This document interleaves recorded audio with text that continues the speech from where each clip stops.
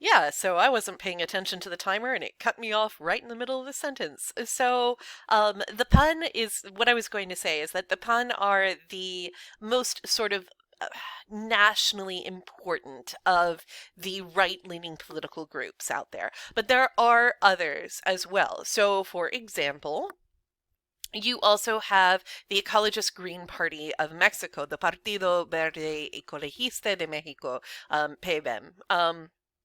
And that party, this is going to be a weird combination for some of you guys, because I know that a lot of you assume that Green parties are fairly left-leaning, but that's not what the Green Party in Mexico is.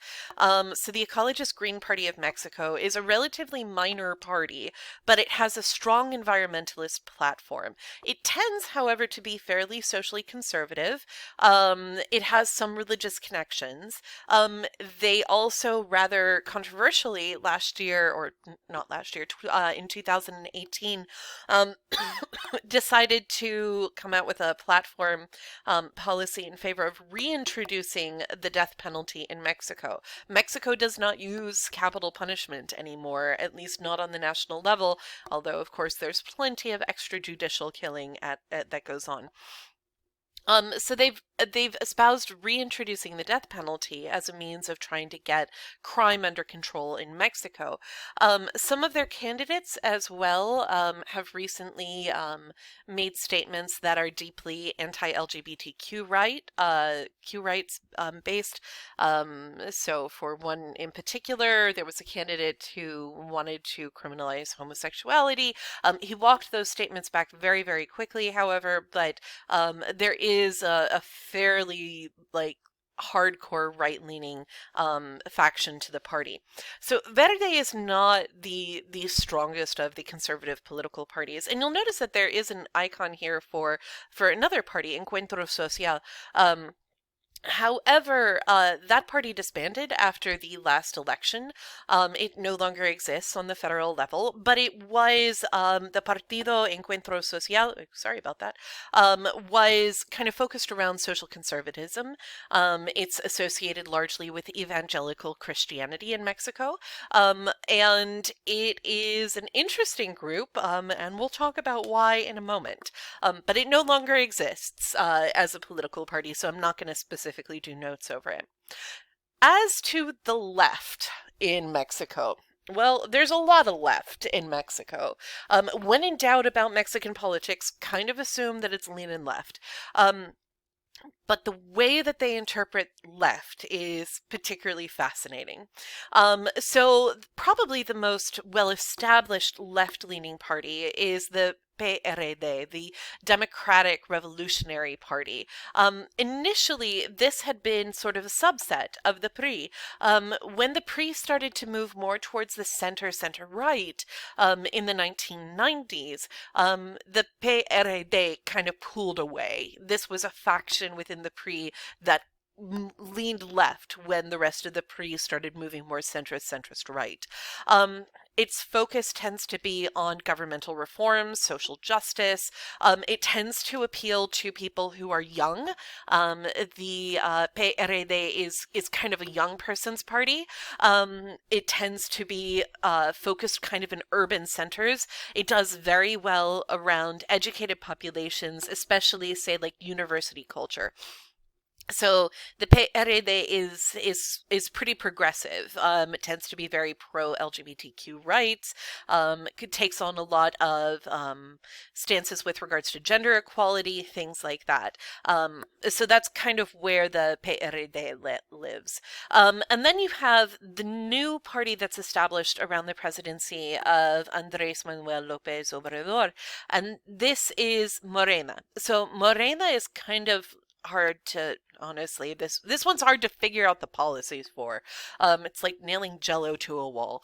But Morena is it's not properly an acronym, but Mexico does this a lot where they take like letters from a series of words and make it into a word.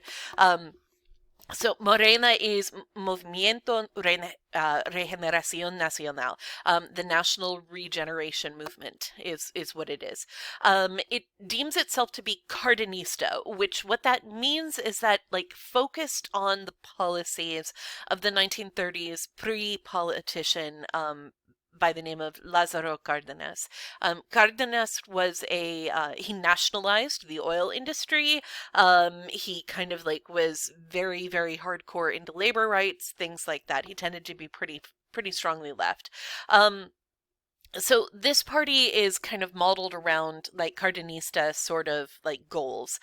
It identifies itself as social democratic, so leaning into kind of socialism here. It tends to be very populist. It emphasizes the idea of political reform, but in a very non-specific way that is kind of concerning to outsiders. Honestly, Morena doesn't have a whole lot of support at local or state levels. Its support is at the federal level, and its support is tied to the presidency. It is AMLO's party. Part of that is because AMLO, he started his political career with the PRI in the 1970s, which is what everybody did because it was the only party that mattered.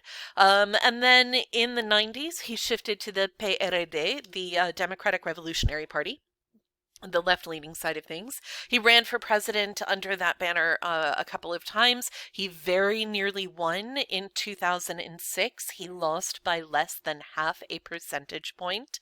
And in fact, he refused to concede. And he held his own ceremony to swear himself in as president, which gained him a lot of enemies within his own party who thought that he was pulling a political stunt, and so he was not going to get the nomination from the PRD again, and thus he broke away and formed his own political party, Morena.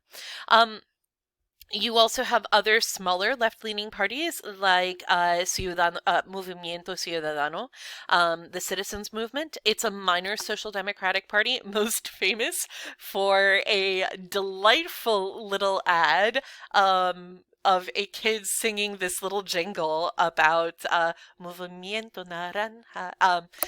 It's I'll put a link to it up on the blog, or I'll drop it in chat during our office hours. But it's a thing. It became like a meme in the Hispanic community, and it's delightful. At any rate, so Movimiento Ciudadano it's a fairly smallish party on a national level.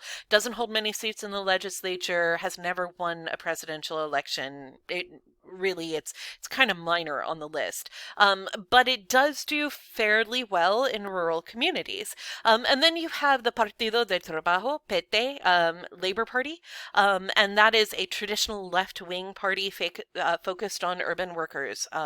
And it's frankly, it's Maoist in its organization, like quite literally. And you'll notice in terms of its iconography, it looks vaguely communist, yeah? That's not an accident. It tends to be pretty classically hardcore socialist leaning towards Maoism is where it's going. So these are the results of the presidential election from 2018. And one thing that I want you guys to understand about Mexican politics is the importance of political coalitions. Because what tends to happen is that not every national political party puts forth its own candidate. And this is because of the way that the presidential election works in Mexico.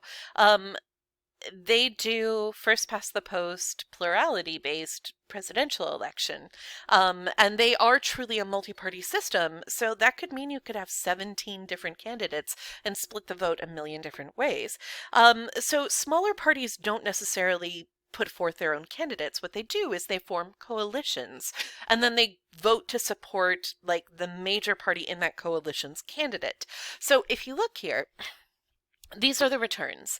López Obrador won the presidency with 53.19% of the vote. That's an outright majority. It is the first time since 1988, which was a very, very problematic election, that any president has won that much in the way of votes. And you can see here, he won with the backing of Morena, his own party, PT, the Partido del Trabajo, the Workers' Party, and then Encuentro Social.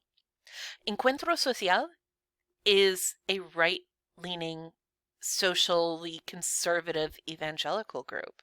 It is very strange. So this was a weird political coalition. It was kind of like the enemy of my enemy is my friend group, because ultimately Encuentro Social chose to vote for López Obrador over the more conservative candidates because they didn't like the conservatism that was being shown there. They liked the populism that was being shown by López Obrador. The PRI fielded a candidate who didn't do very well, only 16.4% of the vote. That tells you how unpopular Enrique Peña Nieto was at the end of his term, that the PRI lost by that much. The PAN's coalition here is a weird, honestly, it is just the weirdest coalition. So you had the PAN, which is like right-leaning, kind of, free enterprise-ish, the Partido Revolucionario Democrática, the PRD, and then Movimiento Ciudadano, which is left-leaning. And they all formed a coalition behind the PAN candidate. And then you had an independent candidate who did actually fairly well on a national level, and then a number of candidates who weren't officially registered with the Federal Electoral Commission. But you can see that when you have a system like this, you can split the vote, right? If you have a lot of candidates, the vote can get split, and this ultimately meant that López Obrador won 31 out of 32 different districts and or states in terms of the election. He only lost, let's see here, I'm working on my geography. It's north of Mexico. I will look that up. One of the central states there. So at any rate, there you go. That is the presidential election from 2018. Now let's talk about how these elections work. First and foremost, voting is compulsory in Mexico, meaning that it is required that you vote. Now, they don't actually enforce it very much. It's kind of a hit or miss enforcement. But what this means is that historically, election turnouts in Mexico are quite high. You can be fined for not voting. And so in comparison with the United States, their electoral turnout is always a lot higher than ours is. It's usually somewhere in the neighborhood of about 60 to 70% turnout, which is pretty dang good in comparison to us. The 2012 election turnout was about 63%, which was low in comparison to other Latin American states. A lot of Latin American states have compulsory voting. Now, the big question then is it truly free, fair, and transparent voting, or are people forced to vote and then bribed to vote in a certain way? Because that's what tends to happen.